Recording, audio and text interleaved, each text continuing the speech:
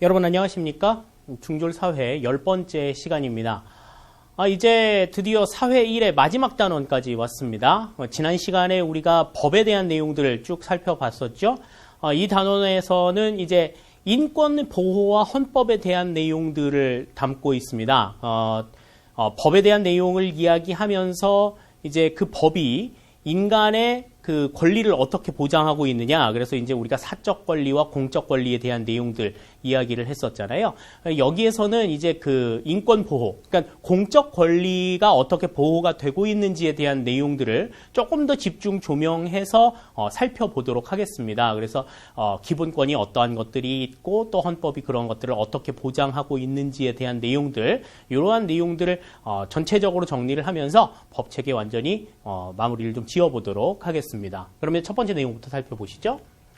자, 우선 인권에 대한 개념부터 좀 생각을 해봐야 될 겁니다. 인권이라고 하는 것은 인간으로서 누려야 될 기본적인 권리를 우리가 인권이라고 이야기를 하죠. 그래서 함부로 어떻게 좀 인간으로서 이 권리라고 하는 거는 사람이 함부로 이렇게 좀 좌지우지할 수 없는 그러한 속성들을 좀 가지고 있습니다. 그래서 인권의 특성을 보시면 기본적이거나 필수적인 권리라고 이야기를 합니다. 인간의 존엄성 유지를 위한 굉장히 기본적인 권한이고 필수적인, 반드시 보장이 되어야 하는 그러한 권한이라는 거죠.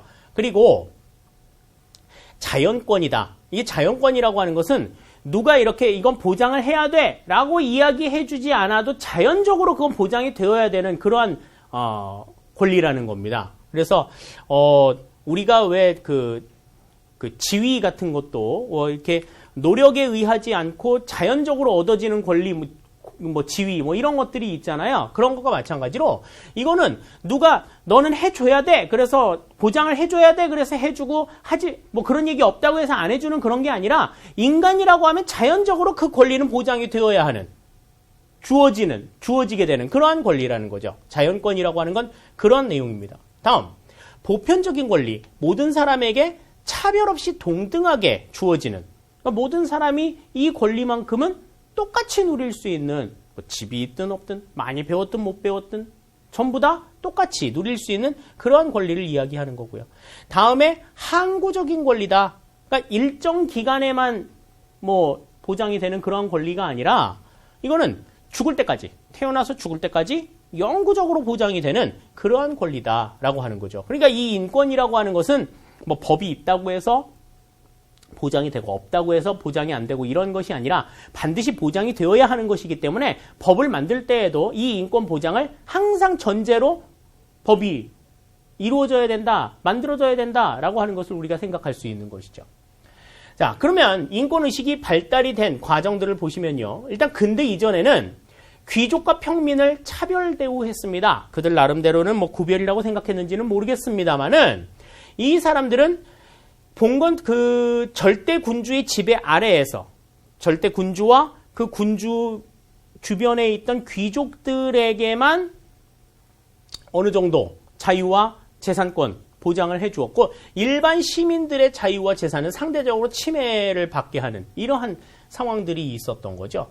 그러던 와중에 이제 영국의 권리장전이나 미국의 독립선언, 프랑스 인권선언과 같은 시민혁명이 발발을 하면서 시민혁명이 이루어지면서 비로소 시민의 자유권과 참정권 보장에 관심을 갖기 시작을 했습니다. 현대사회에 들어와서는 이제 산업혁명 이후에 등장한 빈부격차나 실업과 같은 문제들, 시장에서 해결을 해주지 못하는 경제 문제가 발생을 한다라고 하는 걸 알게 되었죠. 그래서 모든 국민의 인간다운 생활을 보장받을 권리, 이른바 사회권이라고 하는 것이 새롭게 등장을 하게 됐고요. 2차 세계대전 이후에 들어와서는 이제 인권의 국제화, 연대권이 등장하게 되었다라고 하는 것을 우리가 생각할 수가 있겠습니다. 그래서 국제사회 정의 실현을 통해서 모든 인류에게 인간다운 삶을 보장하는 그러한 내용들을 보다 이제 관심을 갖게 시작을 했다는 거죠. 그래 이 인권이라고 하는 것은 이제 어떤 특정한 지역에만 해당이 되는 문제도 아니고 내가 인권 문제를 생각한다고 했을 때 그것은 우리나라만 포함 되는 게 아니라 전 지구촌의 모든 인류에게 해당이 되는 내용이다라고 하는 것을 생각해야 한다라는 것입니다. 자, 그러면 이제 이러한 인권을 어디에서 보장할 수 있느냐? 이게 그 인권 보장의 내용을 담고 있는 법이 바로 이제 헌법인데, 국가 최고법인 헌법에 이제 이러한 천부인권의 내용을 기본권으로 정해놓고 있고, 또 국가기관의 조직과 권한을 규정해서 국가 권력이 국민의 인권을 함부로 침해하는 것을 막는 역할을 뭐가 한다? 헌법이 한다. 이렇게 우리가 생각을 할 수가 있는 것이죠. 그래서 현행 우리나라의 헌법에서도 인권 보호와 기본권의 실질 보장을 위한 제도들을 마련을 하고 있고 각각의 권리들이 헌법의 기본권으로 보장이 되어 있다라고 이야기를 하고 있습니다. 그 기본권의 보장 내용은 우리가 조금 뒤에 살펴보도록 할게요. 자, 이 헌법의 지위를 보시면 일단 나라 안에서 적용이 되는 여러 가지 법 가운데서 최고 지위의 법이다. 다시 말해서 모든 법의 모법, 기본법이 되는 법이다. 우리가 이렇게 이야기를 하고 있습니다. 그래서 이 헌법은 국가의 기본권을 보장하고 있죠. 그래서 천부인권의 내용 기본권으로 보장하고 있고 국가기관의 조직과 권한을 부여해서 기본권을 침해하는 것을 막는다. 뭐 앞에서도 설명을 드린 내용이니까요. 여기서는 그냥 가볍게 넘어가도록 할게요. 자, 우리 헌법이 가지고 있는 기본적인 원리가 이제 몇 가지 있습니다. 그 내용들을 한번 생각을 해보면 첫 번째, 국민주권주의 원리예요. 이 국민주권주의 원리란 국가 최고 권력인 주권이 국민에게 있다라고 하는 원리를 이야기합니다. 그래서 주권은 국민에게 있지만 요즘에 이제 현대 민주주의 사회는 대부분 간접민주주의를 채택하고 있잖아요. 그래서 간접민주주의 체제 하에서는 국민이 직접 선출한 대표들이 국민을 대신해서 국가 권력을 행사하는 그러한 모습들을 보여주고 있다. 대표들이 국민의 주권을 대신 행사하지만 실제 주권은 누구에게 있다? 국민에게 있다라고 하는 것을 이야기하고 있는 것이죠.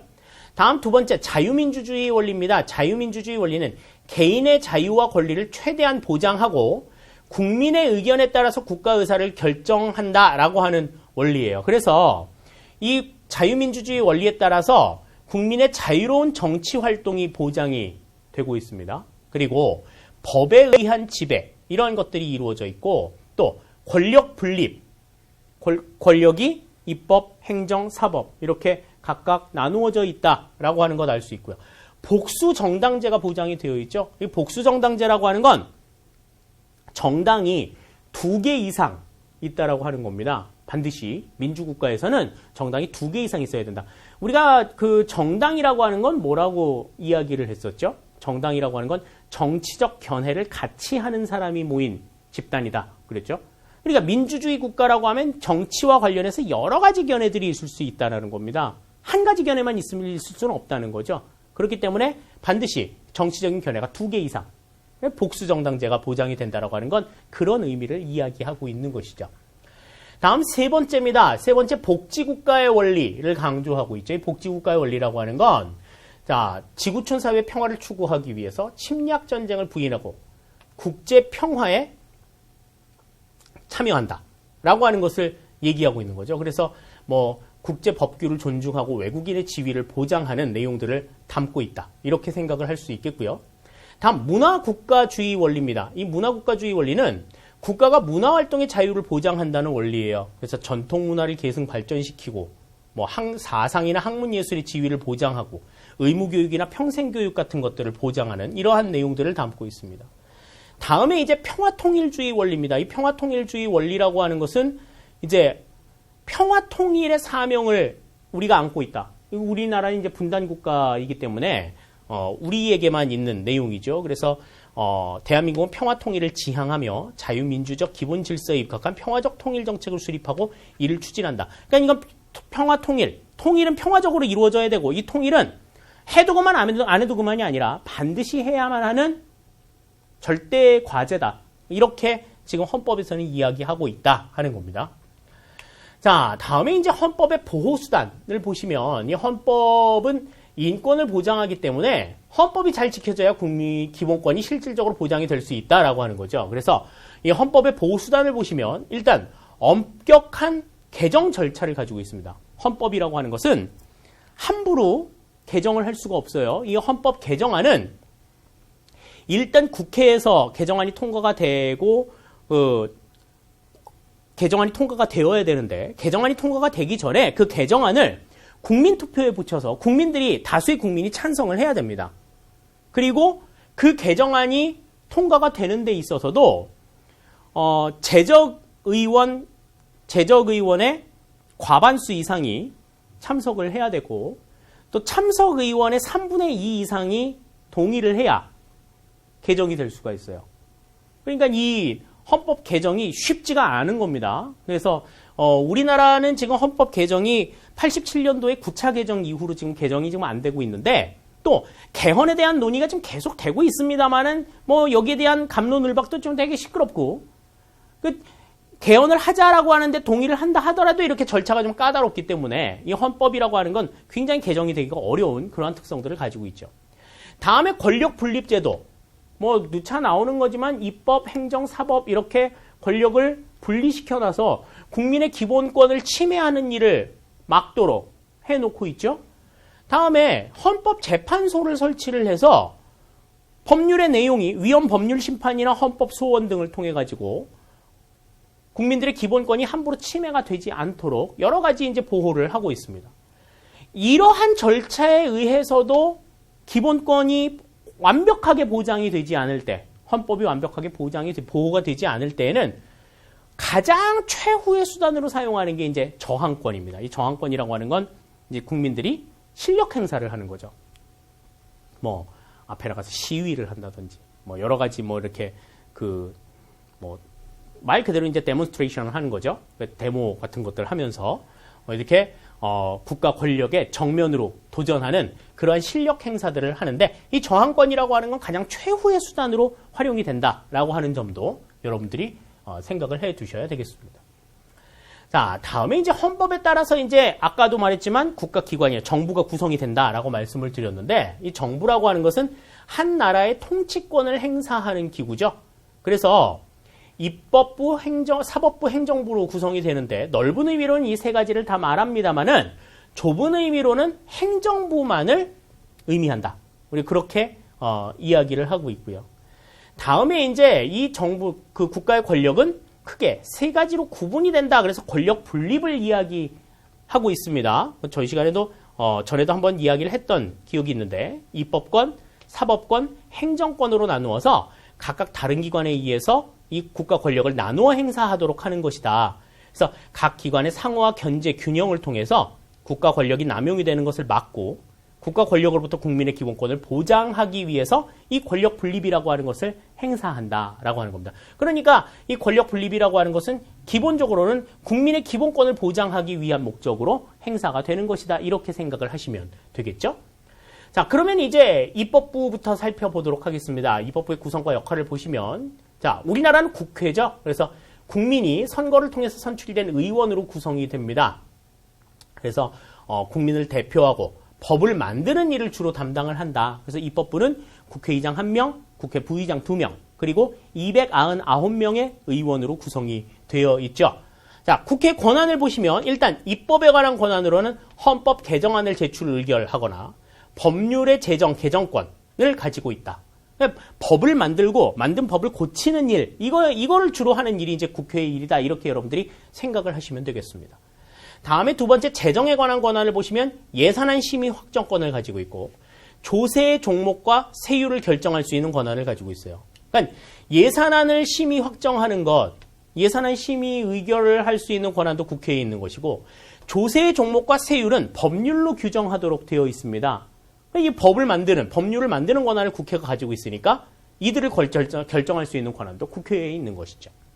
다음, 국정감시와 통제에 관한 권한으로 국정감사 및 조사권이 있습니다. 이 국정감사라고 하는 것은 행정부처가 주어진 예산을 얼마만큼 잘 집행했는가 하는 것을 매년 감사하는 권한이 되겠고요.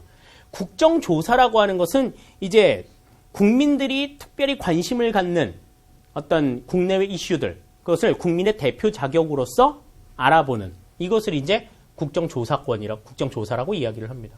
다음 선전포고, 전쟁하자, 선전포고나 일반 사면에 대한 동의권, 일반 사면이라고 하는 건 뭐예요? 어떤 특정한 범죄에 대해서 그 범죄를 저지른 사람들을 모두 죄 없이 없는 걸로 해주자. 뭐 예를 들어서 뭐 도로교통법을 위반한 사람들이라든지 뭐 음주운전을 해가지고 면허 취소가 된 사람이라든지 뭐 이런 사람들은 좀 뭐 사면해주자 뭐 이렇게 얘기하는 것 이런 것들이 일반 사면입니다. 특정 범죄나 특정 어떤 법률을 위반한 사람들 모두의 죄를 면해주는 것을 이제 일반 사면이라고 얘기를 하죠. 그런 것에 대한 동의권, 또 국무총리나 국무위원에 대한 해임 건의권을 또 가지고 있죠.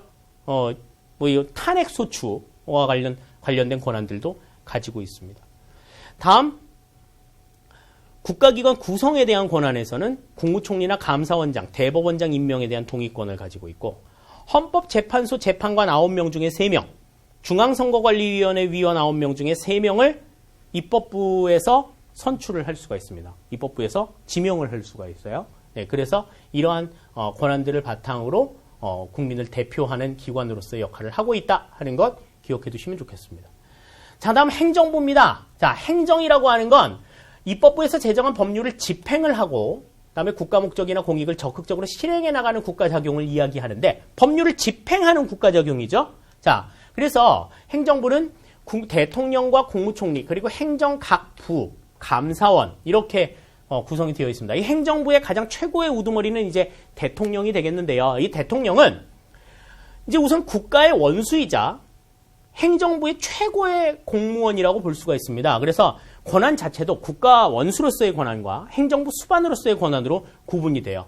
그래서 국가 원수로서의 권한은 조약 체결 비준권, 계엄 선포권, 법률안 공포 거부권, 국민투표 부의권, 대법원장, 국무총리, 감사원장, 헌법재판소장, 임명권 등을 가지고 있습니다. 예, 국가 원수로서는 그렇고요. 행정부 수반으로서의 권한을 보시면 이제 뭐 행정부 지휘 감독권, 국군 통수권, 공무원 임명권, 임면권이라고 하는 건 이제 임명할 수 있는 권한과 파면할 수 있는 권한, 뭐 이런 두 가지를 얘기하죠. 대통령령 발포권, 뭐 이런 것들을 가지고 있죠.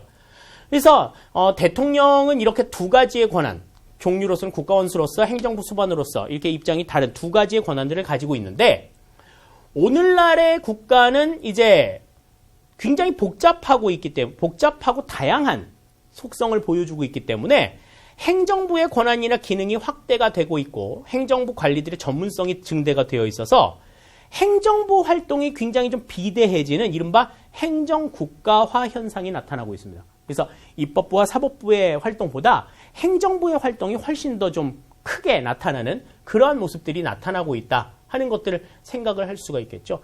더욱이 지금 여기 보시면 뭐 대법원장을 임명할 수 있는 권한도 대통령이 가지고 있어요. 대법원장 그러면 사법부의 최고위자인데 사법부의 최고위자를 행정부의 최고위자가 임명을 한다. 그렇게 되면은 이게 과연 이제 온전한 권력 분립이라고 볼 수 있느냐 뭐 하는 점에 있어서는 좀 의심이 좀 가는 면들이 좀 있습니다만은 뭐 그런 것들을 차치하고라도 요즘의 사회가 굉장히 복잡해지고 있기 때문에 행정부의 역할이 조금 더 상대적으로 커지고 있다라고 하는 걸 여러분들이 기억해 두시면 좋겠네요. 자, 다음 이제 사법부의 역할입니다. 뭐 지난 시간에도 우리가 사법의 의미에 대해서 쭉 봤는데 법을 적용해서 분쟁을 해결하는 내용이죠. 그래서 뭐 분쟁이 생겼을 때 법을 적용해서 심판을 하는 내용이라든지 뭐 헌법이나 법률에 뭐 명령 규칙이 위배되는지 검사한다든지 또 입법부가 만든 법률이 헌법이 위반될 때 헌법재판소에 심판을 청구하는 내용이라든지 이런 것들이 이제 사법부의 역할이라고 볼 수가 있어요. 그리고 사법부는 양심에 따라 공정한 재판을 하기 위해서 양심과 법률에 따라서 재판을 해야 되기 때문에 다른 외부의 간섭을 받지 않고 독립된 입장에 있어야 한다. 그래서 사법부의 독립은 국민의 기본권 보장을 위해서 분명하게 보장이 되어 있어야 한다라고 하는 것 이러한 내용들은 뭐 이전 시간에도 같이 분명하게 이야기를 했던 부분이니만큼 여러분들이 다시 한번 정리를 해두시면 좋겠습니다. 자, 다음에 이제 정부의 형태를 보시죠. 정부의 형태는 우리가 크게 이제 의원 내각제와 대통령 중심제 이렇게 두 가지로 이야기를 해요. 의원 내각제 같은 경우에는 국민이 선출한 의회에서 정부를 구성하는 형태입니다. 그래서 특히 이제 영국을 중심으로 이 의원 내각제가 발달이 되어 있는데 이제 선출이 된 수상이 내각을 구성을 하죠. 그래서 의회의 다수를 차지하고 있는 당수, 다수의 의석을 차지하고 있는 당의 당수가 내각의 수반으로 자리매김을 합니다. 근데 이 의회와 내각이 서로 이제 좀 견제를 많이 해요. 그래서 의회는 내각에 대해서 불신임권을 행사할 수 있고 내각은 의회를 해산할 수 있는 권한을 가지고 있습니다. 그러니까 의회가 내각의 눈치를 안 보고 지 맘대로 할 수도 없고 내각이 또 의회의 눈치를 안 보고 또 지 맘대로 할 수 없는 그러한 상황이 되어 있는 거죠. 그래서 또한 의회 의원은 내각의 장관을 겸직할 수 있다. 그리고 수상은 법률안을 제출할 수 있다. 수상이라고 하는 사람은 이제 내각의 정부 대표인데 법률안을 제출할 수 있다라고 하는 점이죠. 자, 지금 요 내용 조금 이따가 같이 한번 보겠습니다만 요 내용은 우리나라에서도 하죠. 지금 대통령제이면서도 지금 우리나라에 지금 존재하고 있는 의원 내각제의 요소라고 볼 수가 있습니다. 그리고 이제 뭐 국무총리가 있는 것도 이제 의원 내각제 요소라고 볼 수가 있는데 이 의원 내각제 요소는 의회와 내각이 잘 협조할 때에는 굉장히 정책 수행이 잘 이루어질 수가 있지만 다수당의 횡포가 일어날 수도 있을 수가 있고 또 군소정당, 굉장히 쬐끄마한 정당이 막 이렇게 엄청나게 많을 경우에 정치가 불안정할 가능성이 있다라고 하는 것을 생각해 주시면 좋겠습니다. 그리고 여기 나와 있는 리을과 미음의 내용은 대통령제를 채택하고 있는 우리나라에서도 가지고 있는 내용이다. 그래서 우리나라는 이제 대통령제와 의원 내각제가 혼합이 된 형태라고 이야기를 하는데 여기에 있는 의원 내각제의 요소라고 볼 수가 있겠네요. 자, 다음 대통령제를 보겠습니다. 대통령제는 대통령이 행정부를 구성하는 정부 형태죠. 대표적인 나라가 이제 미국이 되겠는데 국민이 선출한 대통령이 행정부를 구성을 하고요. 의회가 내각을 불신임한다든지 내각이 의회를 해산할 수가 없어요. 서로 분리가 되어 있으니까, 독립이 되어 있으니까. 다음에 의회 의원은 내각의 장관을 겸직할 수 없습니다. 이게 원칙이에요. 이게 원칙인데 우리나라는 또 그렇지가 않아요. 대통령은 법률안 거부권을 행사할 수가 있다라고 하는 것이 특징입니다. 지금 여기 나와 있는 특징은 이제 정통적인 대통령제를 이야기를 하는 거죠. 그래서 대통령 임기 동안 정국이 안정화될 수가 있고 의회 다수파의 행포를 견제할 수 있다는 점은 장점인데 의회와 정부가 대립할 경우에 이제 해결이 좀 어렵고 또 국민의 요구에 민감하지 못하다라고 하는 특징들이 있습니다. 그 국민의 요구를 반영을 할 수 있는 가장 이제 좀 최소적인 방법이 선거나 투표인데 선거나 투표하려고 하면 뭐 4년이나 5년 정도 기다려야 되기 때문에 국민의 요구에 민감하지 못해서 좀 어떤 그 정책에 대한 정치적 책임에 좀 둔감한 그런 모습들을 보여주기도 해요. 또 대통령의 독재가 우려가 될 수도 있다라고 하는 점들이 대통령제의 한 단점으로 부각이 되고 있습니다. 자, 우리나라의 대통령제는 정부 형태는 아까도 설명을 드렸죠. 대통령제와 의원 내각제가 좀 결합이 되어 있는 그러한 모습이라고 말씀을 드렸어요. 그도 그럴 것이 1공화국 이승만 정부 때 처음에는 대통령제를 채택을 했었습니다. 맨 처음에 헌법은 의원 내각제를 기초로 하고 있었는데 그걸 이제 대통령이 반대를 하죠. 그래서 대통령제에 의한 이제 정부 형태로 출범을 했다가 자유당 정부가 이제 붕괴되고 나서 의원 내각제가 한 2년 정도 이루어집니다.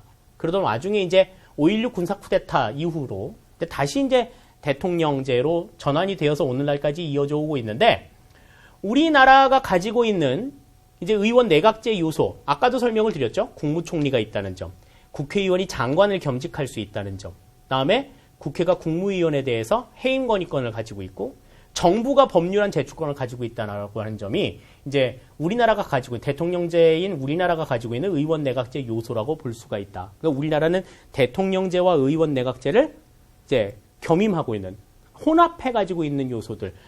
프랑스의 정부 형태도 이와 같은 형태를 가지고 있다. 혼합형의 형태를 가지고 있다라고 하는 점을 여러분들이 기억해 두시면 좋겠습니다. 자, 다음에 이제 거의 이제 마지막의 내용이죠. 이제 헌법에서 보장하고 있는 기본권에 대한 내용들을 좀 살펴보도록 하겠습니다. 기본권이라고 하는 건 이제 헌법에 보장이 되어 있는 기본 인권을 이야기하고 있는데 첫 번째, 인간의 존엄성과 행복 추구권이 있습니다. 이거는 모든 국민은 인간으로서 존엄한 가치를 지니면서 행복을 추구할 권리가 있다. 이거는 아까도 설명한 대로 자연권의 현상이라고 말씀을 드렸어요. 자연권과 같은 그러한 모습을 가지고 있다라고 말씀을 드렸죠. 그래서 기본권 보장의 한 이념이다. 이렇게 이야기를 하고 있고 다음에 이제 평등권이 있습니다. 이 평등권은 법 앞의 평등을 이야기하죠. 그리고 능력에 따른 차별을 인정한다. 기회의 균등. 그러니까 능력에 따른 차별은 인정하되 모든 사람들에게 기회는 똑같이 부여하자라고 하는 거죠. 그래서 어떠한 상황에서도 부당하게 차별받지 않을 권리를 이야기합니다. 그래서 다른 기본권의 전제 조건으로서 작용한다라고 하는 것을 이야기하는 것이 되겠고요. 다음에 자유권이라고 하는 것은 일정한 범위 안에서 국가의 간섭을 받지 않을 권리를 이야기합니다. 그래서 뭐 신체의 자유라든지 뭐 의사 표현의 자유라든지 뭐 여러 가지 것들이 직업 선택의 자유라든지 여러 가지 자유들이 존재하고 있죠. 다음에 이제 네 번째 참정권. 참정권이라고 하는 것은 정치에 참여할 수 있는 자유를 이야기합니다. 정치에 참여할 수 있는 자유는 여러 가지 모습으로 나타나죠. 내가 어떠한 후보를 대표로 지지할 권리. 이게 선거권입니다. 또 내가 대표자가 되기 위해서 후보에 입후보할 권리도 있죠. 그걸 우리가 이제 피선거권이라고 얘기합니다. 다음에 정치적인 의사를 표현할 수 있는 권리, 국민 투표권. 그리고 공무담임권이라고 하는 것은 내가 공무원이 될 수 있는 권리예요. 국가의 일을 할 수 있는, 국가를 위해서 일할 수 있는 권리. 이게 바로 공무담임권이 되겠습니다. 참정권이라고 하는 것은 그렇게 한 4가지 정도로 구분이 될 수가 있겠고요. 다음에 청구권입니다. 이 청구권은 국가에 대해서 청구하는 수단적인 권리다. 그래서 기본권 보장을 위한 수단으로서의 역할을 한다. 이렇게 우리가 이야기를 하죠. 그래서 청원권, 재판 청구권, 손해배상 청구권 뭐 이런 것들이 있습니다. 그리고 사회권 뭐 최근에 이제 굉장히 좀 각광을 좀 주목이 되고 있는 권리 중에 하나인데 인간다운 생활을 위해서 국가에 요구하는 적극적인 권리다. 현대 복지국가에서 굉장히 중시하는데 그래서 이거는 기본권 보장, 기본권 가운데서 가장 적극적인 기본권이다. 우리가 이제 이렇게 표현을 하기도 하죠. 그래서 이러한 기본권의 내용들이 전부 다 어떻게 되어 있다? 헌법에 명시가 되어서 보장이 되도록 그렇게 규정이 되어 있다 하는 것을 우리가 생각할 수가 있겠습니다. 자, 이 기본권의 침해, 뭐 계속해서 뭐 몇 번이나 나왔었던 내용들이죠. 그래서 개인에 의한 침해는 민사재판, 형사재판을 통해서, 입법권에 의한 침해는 뭐 위헌법률심판이나 헌법소원, 법률의 폐지, 개정청원, 뭐 행정권에 의한 침해는 행정심판, 소송, 명령규칙 심사, 뭐 사법권에 의한 침해는 상소 등에 의해서 이제 구제가 될 수 있다라고 하는 것들은 뭐 계속해서 지금 나왔던 내용들이니까 뭐 여기서는 간단하게 넘어가도록 하는데요.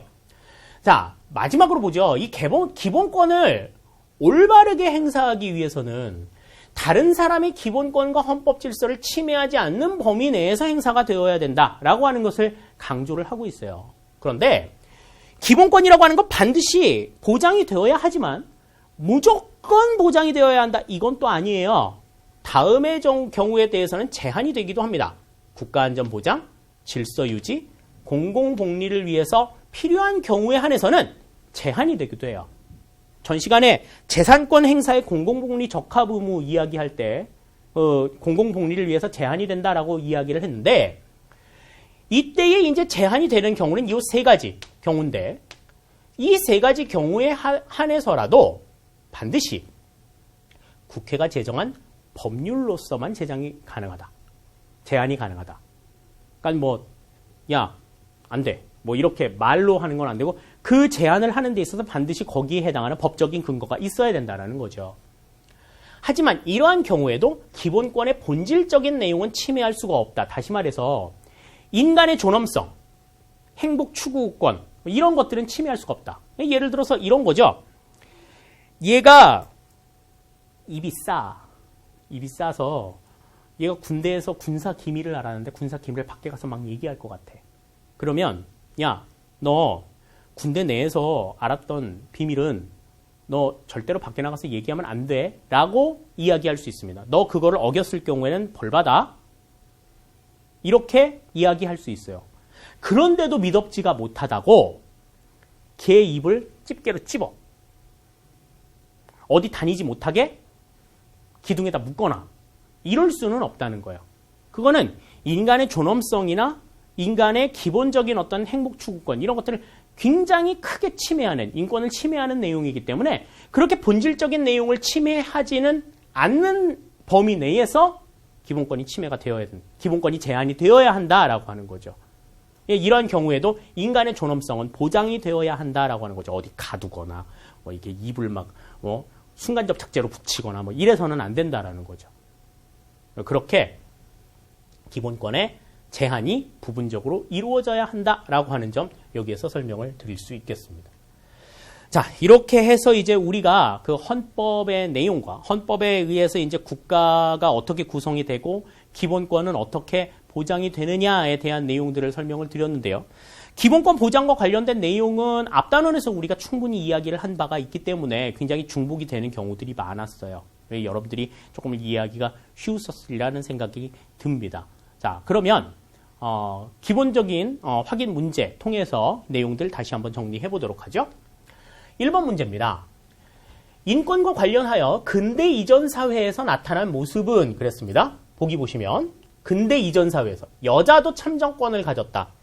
여자는 참정권을 갖지 못했어요. 여자가 참정권을 가지기 시작한 것은요. 불행하게도 20세기가 들어와서입니다. 100년이 채 안 됐어요. 다음 두 번째, 모든 사람의 인권이 보장되고 있었다.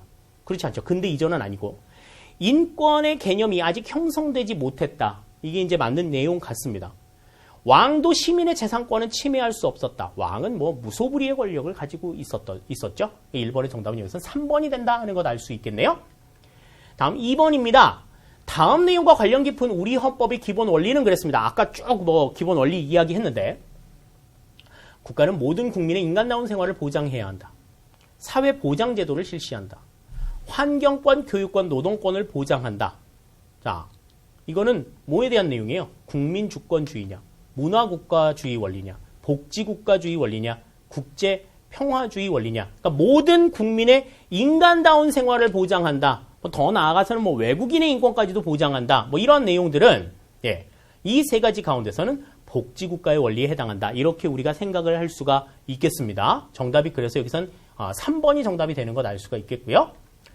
다음 3번입니다.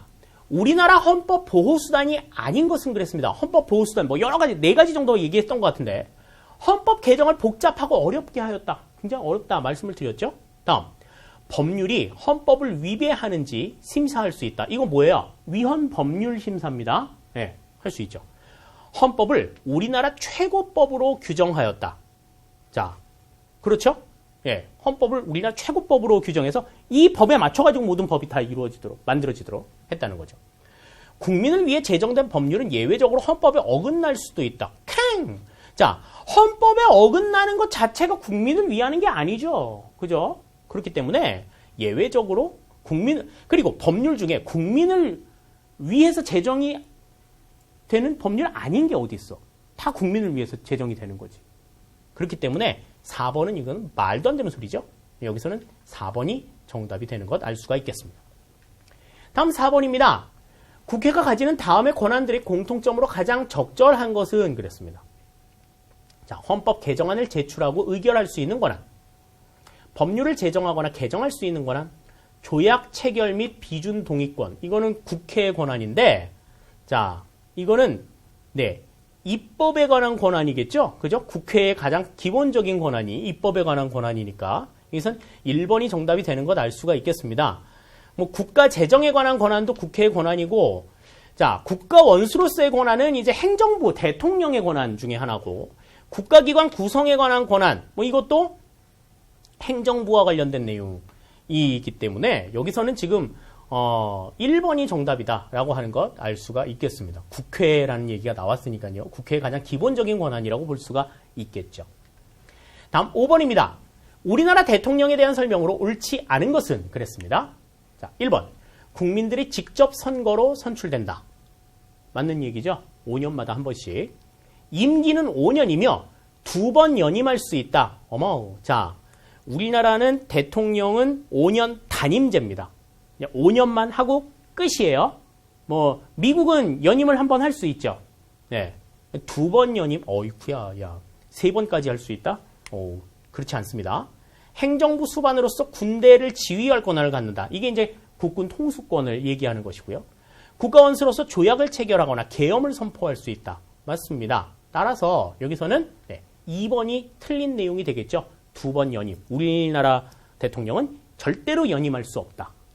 기억해 두시기 바랍니다. 6번입니다. 정부 형태에 대한 설명으로 옳지 않은 것은 그랬어요.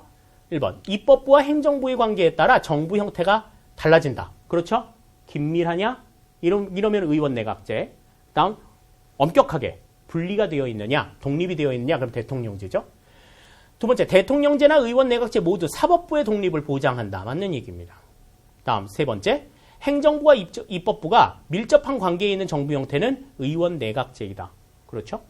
다음, 정치적 책임을 지고 국민의 요구를 잘 들어주는 정부 형태는 대통령제이다. 그랬는데 아까도 말씀을 드렸지만 대통령제의 단점이 국민의 요구에 둔감하고 정치적 책임에 민감하지 못하다. 그러한 말씀 드렸었습니다. 따라서 6번의 정답, 틀린 것은 4번이 정답이 되는 것 알 수가 있겠네요. 다음 7번입니다. 다음 중 대통령제의 특징에 해당하는 것은 그랬습니다. 앞 문제에서도 나왔는데 정치적 책임에 둔감합니다. 민감하지 않아요. 의회는 내각 불신임권을 갖는다. 이거는 의원 내각제의 특징이죠. 의원과 정부 강요를 경직할 수 없다. 이게 이제 대통령제의 특징이 되겠습니다.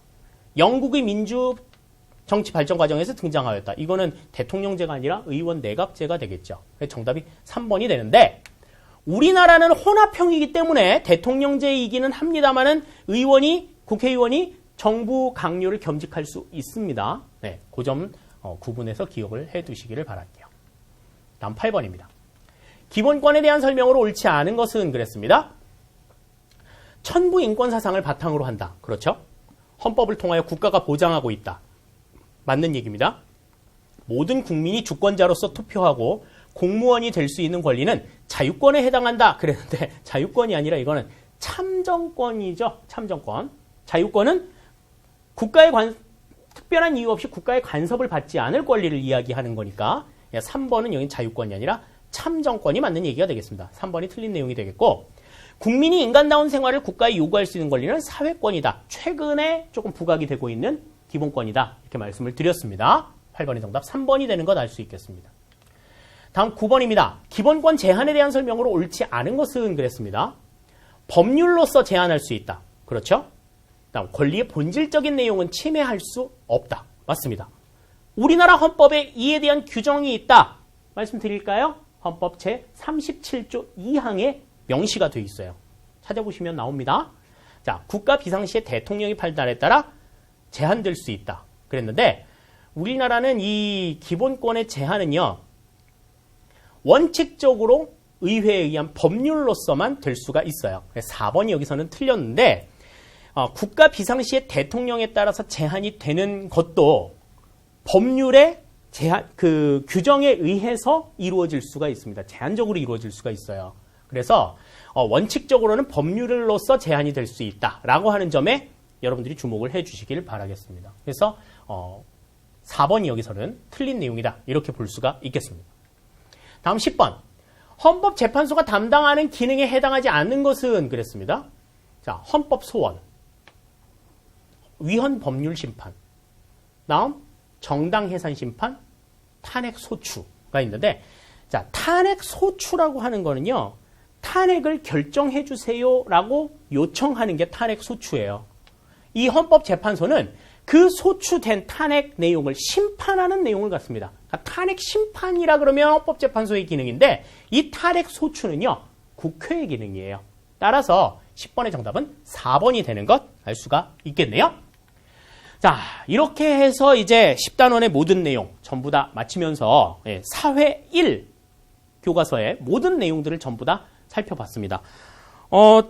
대단원의 내용을 1시간 동안 우리가 살펴보는 굉장히 강행군을 펼쳐오고 있기 때문에 여러분들이 굉장히 조금 힘드실 수 있어요. 힘드실 수 있고 또 수업을 하는 저도 그렇게 쉽지만은 않은 그런 과정들을 지금 계속해서 진행을 해오고 있습니다. 하지만 단원 내에서 분명하게 이야기하고 있는 것, 중요하다라고 이야기하고 있는 것들은 분명하게 탁탁탁탁 드러나고 있는 것들 여러분들 알고 계시죠? 그리고 그 문제를 통해서 어떠한 부분이 중요하다라고 하는 것들은 계속해서 이야기를 하고 있기 때문에 여러분들 그러한 내용들만 계속해서 점검을 해 나가시면서 반복적으로 이 내용들을 조금 확인을 해 주시기를 당부를 드리겠습니다.